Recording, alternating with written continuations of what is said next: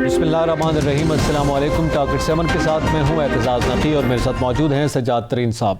नज़र आज के प्रोग्राम में सबसे पहले जिक्र करेंगे कि आज वज़ीर आज़म ने लैंड रिकॉर्ड की डिजिटलाइजेशन के हवाले से खुसूसी तौर पर तकरीब थी। डिजिटलाइज कर दिया गया तमाम तर लैंड को, बिलखुसूस कुछ अहम शहरों में, और उसमें जो आम आदमी की शिकायत और मसाइल थे उसके हल के हवाले से भी वज़ीर आज़म ने गुफ्तगू की है। इसके क्या असरात मुरतब होंगे और क्या फ़वाइद होंगे एक आम आदमी को, और लैंड के हवाले से जो मुख्तलिफ कब्ज़ा माफिया का जिक्र किया जाता है उस पर इसके क्या सूरत हाल जो है मुस्बत तौर पर सामने आएगी, तो इसका भी जिक्र करेंगे। इसके साथ साथ हम बात करेंगे EVM का, इलेक्ट्रॉनिक वोटिंग मशीन, जिस पर इलेक्शन कमीशन की जानिब से भी कुछ एतराज़ात सामने आए थे।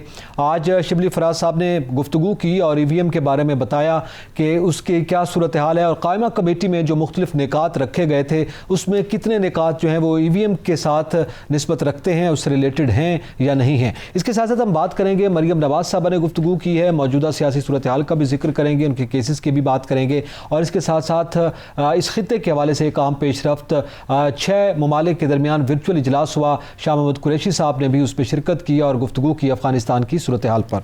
चातरीन साहब, सबसे पहले तो ये लैंड रिकॉर्ड को डिजिटलाइज कर दिया गया है और ये मेरे ख्याल में कराची, इस्लामाबाद, पेशावर, कुछ अहम बड़े शहर हैं जिनका जिक्र किया गया और इसको आहिस्ता आहिस्ता इसका दायरा जो है वो फैलाया जाएगा। आज वज़ीर आज़म ने गुफ्तगू की है, क्या समझते हैं कैसी पेशरफ्त है? मैं समझता हूँ ये प्राइम मिनिस्टर इमरान खान ने जो कहा है और जो इक़दाम किए हैं ये बहुत अच्छे हैं, और इस सिलसिले में ये जो सारी इस्लामाबाद की हद तक मैं बता रहा हूँ जो रिकॉर्ड को कंप्यूटराइज़ करने की जो कोशिश थी, ये चीफ़ कमिश्नर इस्लामाबाद आमिर अहमद अली साहब का काम है। उन्होंने बहुत मेहनत की, उनकी टीम ने बहुत मेहनत की और दिन रात एक किया और पूरे इस्लामाबाद की जो ज़मीनें थी उनको कंप्यूटराइज़ कर दिया है कि आप घर बैठे ही अपना चेक करेंगे कि ये फ़लाँ प्लाट एतजाज़ नकी का है, ये सज्जाद तरीन का है, नहीं है। माजी में क्या होता रहा है इस इस्लामाबाद में, आपको बताऊं, माजी में ये होता रहा है कि यहाँ के लोकल लोग ये करते थे कि क्योंकि खसरा एक होता था, वो जनाब आपको खसरा नंबर और सारा कुछ अपना बता के और बेच वो जब जगह जो देते थे रजिस्ट्री कराने के बाद जो कब्ज़ा देते वो सरकारी ज़मीन पर जाके दे देते थे। और ये प्राइम मिनिस्टर इमरान खान ने जो कहा है कि जनाब ये सरकारी ज़मीनों पर लोग कब्ज़ा कर लेते थे और कब्ज़ा माफिया का जिक्र किया उन्होंने, 1000 एकड़ जो है जंगलात, सरकारी जंगलात जो है उस पर कब्ज़ा हो गया। तो मैं समझता हूँ कि ये जो कब्ज़ा माफिया है उसको बहुत नुकसान होगा इसमें और आम आदमी का फ़ायदा होगा। देखें, बहुत सारे लोगों को मैं जानता हूँ, आज प्राइम मिनिस्टर इमरान खान ने भी इसका जिक्र किया, जो इस्लामाबाद में उनके घर हैं लेकिन वो बैरून मुल्क रहते हैं, उनकी जायदादों पर लोगों ने कब्ज़ा किया हुआ है। आपको याद होगा प्राइम मिनिस्टर इमरान खान ने ख़ुद एक दफ़ा ये कहा था कि उनके बनोई का एक प्लाट था लाहौर में जिस पे कब्ज़ा किया हुआ था और शेख उमर जो लगाया था उन्होंने CCPO, उन्होंने कब्ज़ा छुड़ा के दिया था।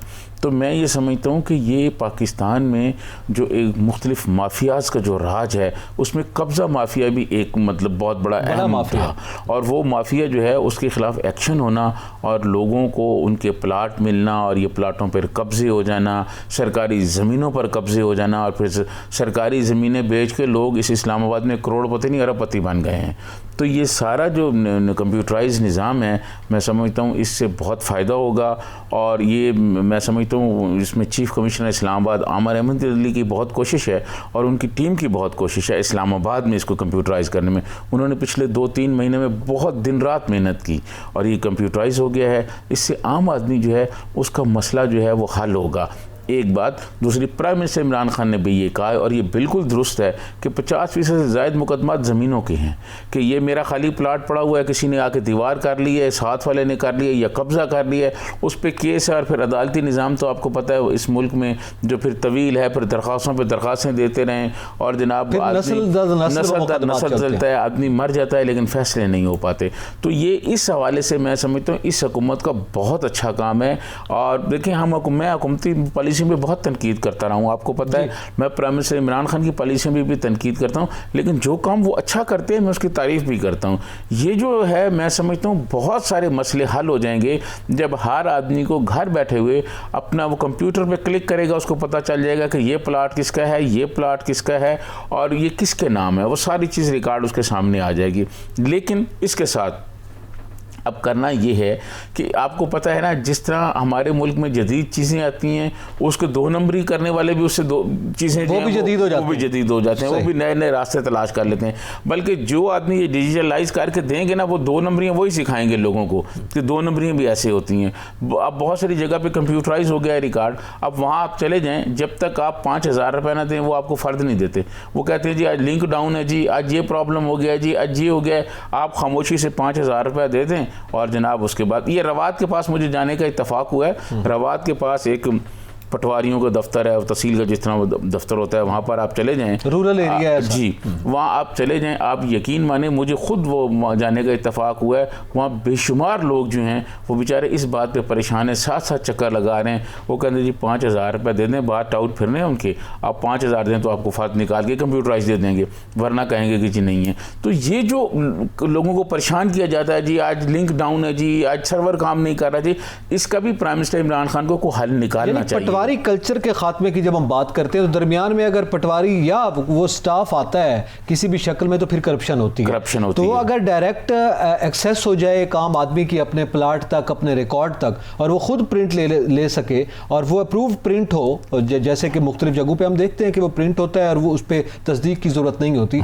तो मेरे ख्याल में वो ज्यादा बेहतर होगा। बिल्कुल वो बहुत बेहतर हो जाएगा और ये जो लोगों का दरमियान में करप्शन का एक राज है वो ख़त्म हो जाएगा। उसमें ये जो कब्ज़ा माफ़ी है, कम से कम इनके भी जो जिस तरह ये खाली ज़मीनों पर और प्लाटों पे कब्ज़े कर रहे हैं वो भी नहीं होगा। ये बहुत अच्छे इकदाम हैं, लेकिन ये देखना है कि इससे अवाम को तकलीफ़ ना हो और जो करप्शन माफिया है वो जो है ना इसमें कोई करप्शन ना करे। एक गर्दावर की मेरे पास डॉक्यूमेंट्स आए हुए हैं, शफीक गर्दावर है और उसने कितनी करप्शन की है वो आने वाले दिनों में हम उस पर प्रोग्राम करेंगे तो प्राइम मिनिस्टर को ये बताएंगे कि आप ये देखें कि ये एक गर्दावर जो है वो किस किस तरह करप्शन करते हैं और किस तरह लोगों को लूटते हैं। वो इनका कम से कम खात्मा होना चाहिए। तो ये जो जब तमाम रिकॉर्ड जो है डिजिटलाइज हो जाएगा, कंप्यूटराइज हो जाएगा, तो मैं समझता हूँ कि ये उम्मीद की जा सकती है कि आम आदमी को फ़ायदा होगा, आम आदमी को इस करप्ट माफिया से जान छूटेगी, उसको निजात मिलेगी और ये जो कब्जा माफिया है उससे भी जान छूटेगी, कब्जा माफिया से भी जान छूटेगी। और फिर मिडल मैन जो अपना इसमें किरदार अदा कर रहा है, जैसे भी आपने जिक्र किया है, जो ब्यूरोक्रेसी है या पटवारी है जो वहाँ पे अलग से आपको करप्शन का सामना है और फिर कब्जा माफिया के सामने अगर ये सूरत हाल पैदा होती है तो वो अलग है। फिर अदालतों में नस्ल दर नस्ल मुकदमात का चलना वो एक अलग सूरत हाल है। तो ये सारी तकालीफ जो है एक आम आदमी की खत्म हो सकती हैं। अच्छा, ये तो चूंकि बड़े शहरों का जिक्र किया गया, कंप्यूटराइज किया जा रहा है रिकॉर्ड और फिर उसकी मैपिंग भी की जाएगी और आपको एग्जैक्ट लोकेशन का पता चल जाएगा कि यहाँ पे ये मेरा प्लाट है या नहीं है। लेकिन इसके साथ साथ जो रूरल बेल्ट का आपने जिक्र किया उसके बड़े ज़्यादा मसाइल हैं। जब हम दीवानी के मुकदमात, बड़ा मशहूर मुकदमा है ये ज़मीनों के मुकदमात जो हैं जो नस्ल दर नस्ल चलते हैं, वो रूरल बेल्ट में और ज़मीनों के जो ज़रई ज़मीनें हैं उसका मामला है। मेरे ख्याल में उस जाने भी सोचना चाहिए। देखिए, मैं समझता हूँ ये पहला कदम है कामयाबी की तरफ। ये अगर सिलसिला चल निकलता है और ये 2-4 बड़े शहरों में अगर ये तजर्बा कामयाब होता है तो मैं समझता हूँ कि प्राइम मिनिस्टर इमरान खान के पास अभी 2 साल हैं और वो कोशिश करेंगे कि जहाँ जहाँ उनकी हुकूमत है, पंजाब में उनकी हुकूमत है तो पंजाब में तो कम अज़ कम ये कर जाएंगे कंप्यूटराइज, केपी में उनकी हुकूमत है, बलूचिस्तान में उनके इत्तेहादियों की हुकूमत है, यहाँ तो कम अज़ कम कर जाएंगे। तो आधे से ज़्यादा मुल्क अगर कंप्यूटराइज हो जाए और लोगों की मसाइल हल हो जाएँ और लोगों को परेशानी ना हो। कुछ जगह पर शहबाज शरीफ ने भी किए हुए हैं, शहबाज शरीफ ने ये किए थे रिकॉर्ड, लेकिन वहाँ फिर वही जो सर्वर लिंक डाउन हो जाता है, ये हो जाए, ये सारा प्रॉब्लम हर चीज़ अगर आम आदमी के क्लिक पर आ जाए और खोल के देखिए और जैसे प्राइम मिनिस्टर ने कहा है कि उनको हर चीज़ पता चलती रहेगी। मैं समझता हूँ कि इस्लामाबाद में ये कामयाब हो गया तजर्बा, लाहौर कराची में हुआ, तो उसके बाद ये जो बाकी छोटे शहर हैं जिनका आप जिक्र कर रहे हैं वहाँ भी हो जाएगा और वहाँ भी गरीब आदमी को जो है ना ये मसाइल जो हैं उनसे निजात मिलेगी। जी बिल्कुल सही है। इस पर मजीद भी बात करेंगे, EVM का भी जिक्र करेंगे, इलेक्ट्रॉनिक वोटिंग मशीन का। नई टेक्नोलॉजी के हवाले से चूँकि मौजूदा हुकूमत बात कर रही है तो उसमें ज़ाहिर इंतखाबात भी एक बड़ा मरहला है। इस पर बात करते हैं, एक ब्रेक के बाद हमारे साथ रहिएगा।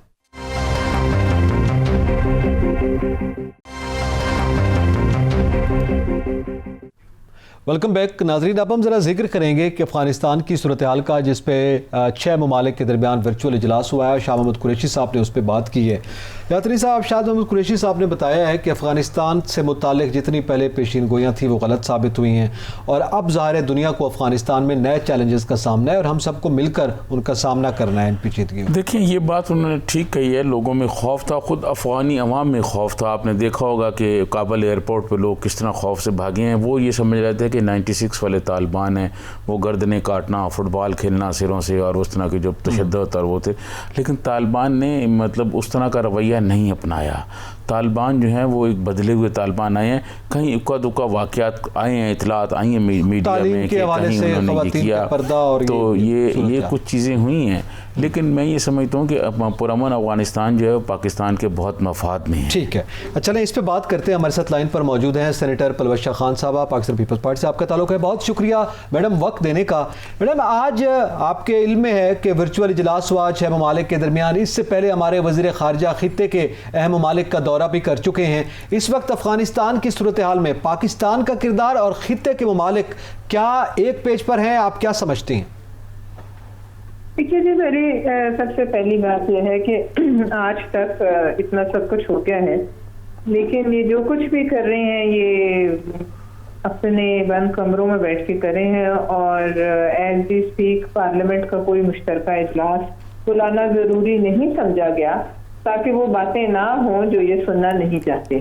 दूसरी बात, जो वर्चुअल इजलास हुआ है या नहीं हुआ है, उसमें सिवाय ईरान और चीन के बाकी तो जो सेंट्रल एशियन स्टेट्स हैं उनका मेरे ख्याल में ऐसा कोई खास ना रोल होगा ना वो कोशिश करेंगे। जहाँ तक ईरान और चीन का सवाल है, उन्होंने इजलास में शिरकत तो जरूर की होगी, लेकिन उन्होंने क्या करना है वो शाह महमूद कुरैशी साहब की जो है पहुंच से भी दूर है और उनको किसी बात पे मुत्तफिक करना या कन्विंस करना वो मेरे ख्याल में शाह महमूद साहब की ताकत से दूर है। अब आज तक हमें जो ब्रीफिंग में आपको ये ऑफिशियली बता रही हूँ, जो फॉरेन अफेयर्स कमेटी को दी गई, कोई 20 मिनट के लिए शाह महमूद साहब आए और कोई 6-7 सवाल लेने के बाद उन्होंने कहा कि मुझे उठ के जाना है और वो निकल के चले गए। लिहाजा ये तो है आपकी सेनेट की फॉरेन अफेयर्स कमेटी। इसके अलावा पार्लियामेंट में आज तक कहीं इस पर ना सेनेट में ना नेशनल असेंबली में कोई बहस नहीं हुई। तीसरा, मुझे पता नहीं कौन से स्टेक होल्डर्स हैं जिनके साथ मिलकर फैसले हो रहे हैं। जो वजीर आजम पाकिस्तान ने कहा था कि तालिबान ने वो अफगानिस्तान में गुलामी का तौक अपने गले से उतार के फेंक दिया है, वो जो पैगाम है वो खुद अपने खिलाफ एक चार्जशीट है और इस किस्म की चार्जशीट वो अक्सर पेश करते रहते हैं। जैसे कि अमेरिका गए तो इन्होंने अपने इदारों के खिलाफ और अपने मुल्क के खिलाफ चार्जशीट पेश की। ईरान गए तो वहाँ की। लिहाजा ये जो एक इमेच्योर इनकी एक सोच है और अपने ही जो है धुन में गुम रहना और बाकी दुनिया से आंखें मूंद लेना, ऐसा मुमकिन नहीं है कि जो ये कहें और ये समझे सारी दुनिया उस पर सर हिलाए। पलवश खान ये बताइएगा कि ये हुकूमत ने क्यों ज़रूरी नहीं समझा कि वो अपोजिशन को इस मामले में ब्रीफिंग दे या पार्लियामेंट का मुश्तरका इजलास बुलाए? ये पार्लियामेंट को इजलास बुलाना क्यों हुकूमत ज़रूरी क्यों नहीं समझा? ऑपोजिशन को क्या, उन्होंने अपने मेंबरों को ब्रीफिंग नहीं दी, किसी को ब्रीफिंग नहीं दी। ये मैं आपको एट द हाईएस्ट लेवल जो सेनेट है, हाउस ऑफ फेडरेशन है, उसमें मैं आपको बता रही हूँ कि शाह महमूद साहब ने कोई 20 मिनट के लिए कोई बातचीत की है और उसके बाद वो निकल के चले गए। तो बात ये है कि ये फैसले कौन कर रहे हैं और क्या जो बाकी इस मामले में अभी चंद दिन हुए हैं, आज ही शायद या कल अनाउंस हुई है हुकूमत, अभी जो बाकी छुट्टे हुए दहशतगर्द कुव्वतें हैं और इस वक्त जो तालिबान हुकूमत है उनके आपस में मामला क्या होते हैं। आपके बगले बजाना जो है वो कबल अज वक्त है और आपको कौन किससे पूछकर, किसकी समझ से, कौन सी कलेक्टिव विजडम है कि आप ये तमाम हरकतें कर रहे हैं। और जो सबसे बड़े फोरम्स हैं वहां आप इसलिए बात नहीं करना चाहते कि आप कुछ बातें हकायक सुनना नहीं चाह रही। बात तो सिर्फ ये क्या कि आपको भी पता है कि इजलास क्यों नहीं बुलाए गए, जब तक ये चाह रहे हैं कि तमाम चीजें सेटल ना हो जाएं, ये इस किस्म की डिबेट को छेड़ने ही ना दें। लिहाजा अब जो तबाही होगी अगर हुई तो उसके भी 100% जिम्मेदार ये लोग होंगे जो कि इस वक्त ये मामले को अरस्तू बने हुए हैं।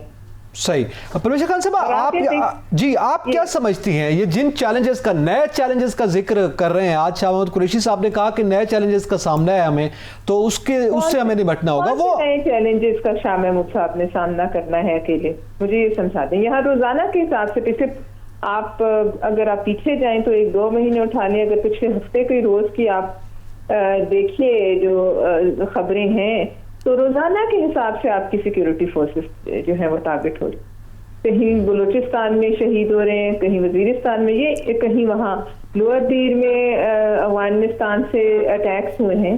तो हमारे कह देने से क्या हालात इसी तरह होंगे कि हम आंखें बंद कर लें तो जो है वो कबूतर आंखें बंद करे तो बिल्ली नहीं खाती? क्या हमें अपना जो है आंगन उसको महफूज करने की जरूरत है कि हम छुरियां लेके निकल पड़े और दूसरों के मामला ठीक करने के लिए बाहर निकल पड़े, या फिर जो इसमें अपने लोगों को जो 22 करोड़ है उनको काटने के लिए उस तरह तेज कर लें? मुझे बताइए कि कहीं कोई इस पर डिबेट, कहीं कोई, चले आप पार्लियामेंट में नहीं कराना चाहते, आप कहीं बंद दरवाजों में उन लोगों को भी बुला लें जो जिनकी जमातें बैठी हुई हैं इस वक्त पार्लियामेंट में, औरों को बुलाएं जिनके अक्सर चूक है, पार्टीज, ऑल पार्टीज कॉन्फ्रेंस बुलाएं। नहीं, अब जो भी इजलास होगा अगर कभी हुआ उसका कोई मायने नहीं होगा। लेकिन परवेश खान, ये भी तो एक खबरें आ रही हैं कि GHQ में कमेटी के लोगों को बुलाया गया, 3 मुख्तलिफ कमेटियाँ गई और वहाँ अस्करी क़यादत ने बहुत खित्ते के हवाले से, अफगानिस्तान के हवाले से बहुत भरपूर ब्रीफिंग दी है सबको। क्या किया? GHQ में भी तो एक ब्रीफिंग दी गई है तमाम कमेटियों को, सेनेट की कमेटी। ब्रीफिंग दी थी, वो जनरल ब्रीफिंग थी, लेकिन जाहिर है बात जरूर हुई अफगानिस्तान पर, लेकिन वो तो एक अलग चीज है ना जी। पार्लियामेंट के अंदर जहां आपने थोड़ा सा एक रखा हुआ है वो सामने धर्म सा, उसको अगर बिल्कुल खत्म करना है तो आप कर देखे ना, उनको भी ना बुलाए। मैं तो ये कहती हूँ कि आप जो कर रहे हैं उसकी 100% जिम्मेदार बने थे। सही। फिर आइंदा कुछ हफ्तों में या महीनों में अगर मामलात गड़बड़ होते हैं तो शाह महमूद साहब जाएंगे वहाँ आगे महाज पे, या जहाँ जहाँ ये दहशतगर्दी होगी, शाह महमूद साहब जाएंगे और आग बुझाएंगे। फिर ये जिम्मेदार होंगे, ये होंगे, इनके वजीर आजम होंगे, वो तमाम लोग होंगे जो खामोश हैं, वो तमाम लोग होंगे जो कुछ नहीं बोल रहे, कुछ नहीं पूछ रहे। सही, बहुत शुक्रिया सेनेटर परवेश खान साहब, आपने अपना कीमती वक्त दिया और हमसे गुफ्तगू की है। नाजरीन, यहाँ पे वक्त हुआ एक ब्रेक का, हमारे साथ रहिए।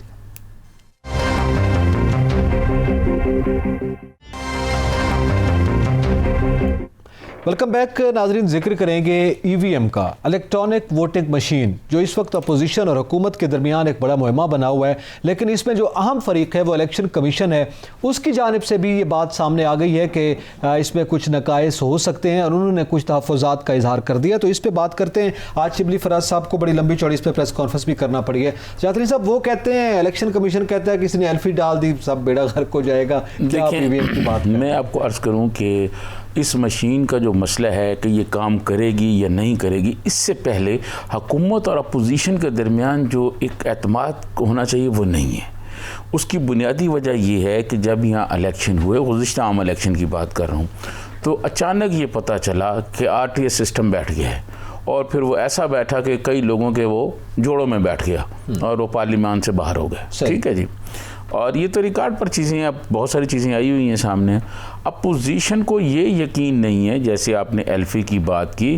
फिर दूसरी बात ये है कि उस मशीन को लाना, उसको ले जाना, उसकी सिक्योरिटी, फिर उसमें सिस्टम जो है वो सिस्टम आपको पता है, यहाँ तो जो मोबाइल हैं वो आपका हाइक हो गया, मेरा हो गया, साफ़ियों के हो गए, जजों के हो गए, बहुत सारे मतलब चीज़ें जो हैं वो आ जाती हैं। पूरा सिस्टम जो है तो वो साइबर क्राइम कर लेते हैं लोग। तो सूरत हाल ये है कि इसकी सिक्योरिटी किस तरह होगी।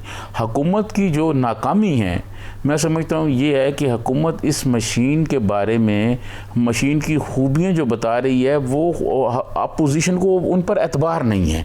तो उनकी नाकामी ये है कि वो एतमाद नहीं दे सकी अपोजिशन को, आम आदमी को एतमाद नहीं दे सकी कि ये मशीन जो है इसमें कोई गड़बड़ नहीं होगी। आपको याद होगा यहाँ पर हमने इंटरव्यू किया था फ़रतुल्लाह बाबर साहब का, तो फ़रतुल्लाह बाबर साहब ने भी ये कहा था कि मुख्तलिफ जो हैं, कभी नेशनल सिक्योरिटी के नाम पर, कभी और चीज़ों के नाम इंटरनेट को ऊपर नीचे और इधर उसमें मुदाखलत रहती है। तो अपोजिशन को ये खदशात हैं कि ऐसे ना हो कि जो वोट डलें, पहले तो चलो गिनती है, कागज़ हैं, कुछ फॉर्म जो है तो फॉर्म 45 जो हैं वो, और बहुत सारी चीज़ें हैं। अब वो कहते हैं कि इसमें तो एक क्लिक ही आपने करना है और इधर के वोट उधर और सब कुछ ख़त्म, और कोई सबूत भी नहीं है कि क्या हुआ क्या नहीं हुआ। तो ये जो चीज़ें हैं, ये एतमाद का फुकदान है, यहाँ ये एतमाद का फुकदान है। मैं ये समझता हूँ कि इस पर प्राइम मिनिस्टर इमरान खान को, लेकिन वो करेंगे नहीं, प्राइम मिनिस्टर इमरान खान को एक पहले गोल मेज़ कॉन्फ्रेंस बुलानी चाहिए थी। इसमें एक तो वो पार्टियां जो पार्लिमान के अंदर हैं वो, और एक जो पार्लिमान के बाहर हैं लोग, देखें बड़ी बड़ी कदावर शख्सियात पार्लिमान से बाहर हैं, उनको भी गोल मेज़ कॉन्फ्रेंस में बुलाकर ये सारा सिस्टम समझाना चाहिए था। फिर पार्लियामेंट के इजलास में पार्लियामेंट का एक मुश्तरका इजलास बुलाया जाता और उसमें ये कहा जाता कि ये इसका तरीका है। वहाँ एक बाकायदा जो टेक्निकल स्टाफ है वो पार्लियामेंट के अंदर वोटिंग करा के पार्लियामेंट के अंदर वो जो है एक उसका वो करते, पायलट के तौर पर एक ब्रीफिंग देते, उनको बताते, ताकि अवाम के नुमाइंदे पार्लियामेंट में बैठे हुए हैं वो नुमाइंदे फिर देखते कि ये किस तरह हैं। देखिए मैं आपको अर्ज़ करूँ नकी साहब, आप भी जानते होंगे, मैं भी जानता हूँ कि पाकिस्तान में कुछ लोग ऐसे हैं जो 3-3, 4-4 नस्लों से इलेक्शन लड़ रहे हैं। सही, ठीक है जी, काउंसलर हैं, मतलब पंजाब असम्बली में हैं, मरकज़ी कौमी असम्बली में हैं, सेनेट में हैं। तो वो जो चीज़ें हैं वो उनको ये पता है, जो लोग 4-4 नस्लों से इलेक्शन लड़ रहे हैं उनको पता है कि धांधली किस तरह होती है, सही, धांधली कैसे रोकी जाती है।